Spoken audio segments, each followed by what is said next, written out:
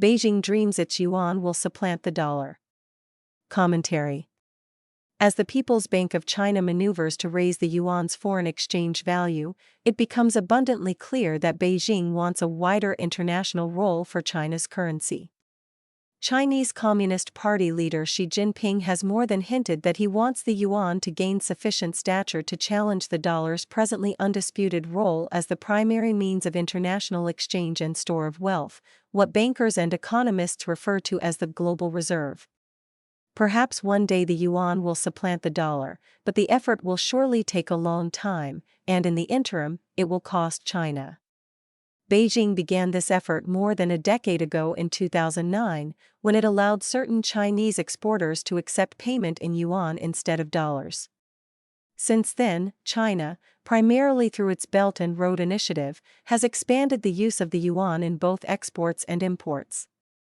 Recent signs of this continuing effort emerged when the state-owned China Mineral Resources Group asked buyers to pause receiving dollar-denominated shipments from Australia's BHP Group, Limited. In a parallel move, the PBOC has pledged to promote the internationalization of the yuan by raising the yuan's foreign exchange value.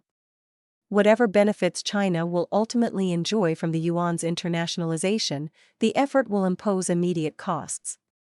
A stronger foreign exchange value will raise the cost of Chinese products to the rest of the world and, accordingly, tend to slow the growth of exports. Especially with American and European tariffs already raising the cost of Chinese products in two important export markets, a good export strategy would weaken the foreign exchange value of the yuan to offset some of the additional costs imposed by the tariffs. That Beijing has decided to do the exact opposite suggests that it has decided to play the long game and accept the immediate disadvantages in order to claim whatever ultimate benefits accrue from displacing the dollar in its present international role. Largely because of China's impressive trading prowess, Beijing has made some progress toward its goal.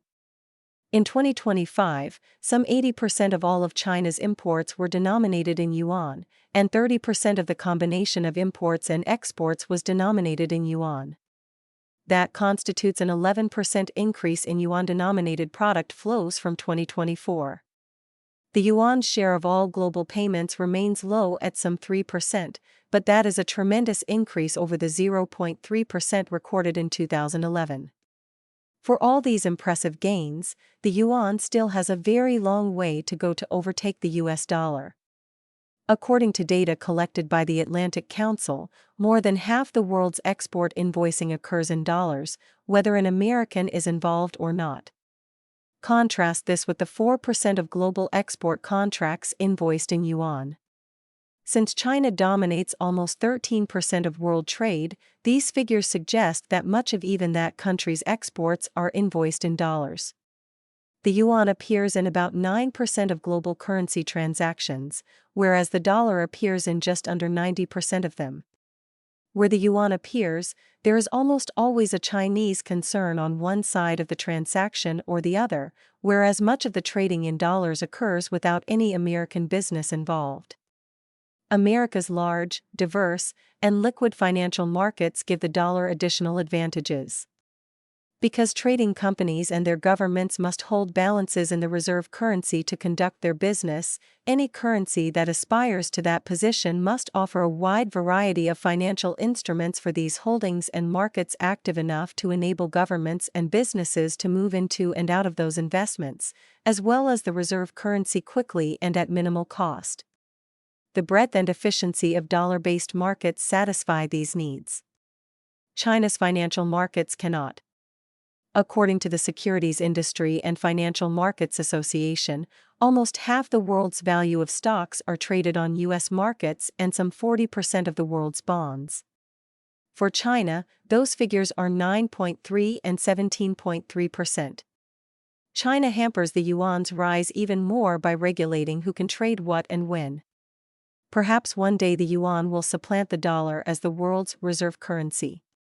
Perhaps the dollar will retain its status indefinitely, or some currency other than the yuan will rise to take the dollar's place. Whatever happens, it will plainly take a long time to occur, and in the interim, Xi's ambitions will cost the Chinese economy export growth.